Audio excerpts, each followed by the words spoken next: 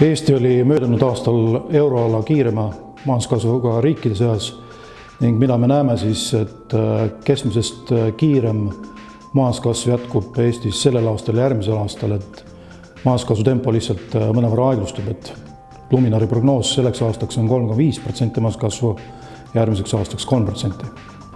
Kodanike heaolu kahtlemata sõltub palgakasvust, mis omakorda sõltub tootlikkuse kasvust ettevõtlussektoris.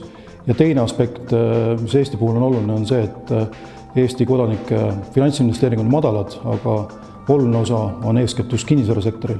Ja Luminori prognoosis me viitame sellele, et viimased 3 aastat tänu suurenenud pakkumisele on suurenenud tegelikult valik kodanikel parandada oma elamisstingimusi ja mis oluline, et kinnisvarahindade kasv on olnud mõõdukas, jäänud alla keskmise palgakasvule ja areneb kooskõlas siis euroala keskmisega ka käesoleval aastal, kus majandused vajavad suuremaid tehnoloogiainvesteeringuid, on vaja seda balansseerida ka siis investeeringutega tööjõu arendamisse ja siin selgelt tuleks eelistada neid sektorid, mis panustavad majandusse kõige kõrgema lisandväärtusega palgakasvuga ja ühtlasi panustavad ekspordituludesse. Teine aspekt, mida ma selgelt välja tooks, on see, et Eesti väljakutse on tõsta teadus- ja arendustegevuse investeeringute mahtu, mis täna on ligi alla 1,5% SKT-st Põhjamaade tasemele, mis on ligi 3%.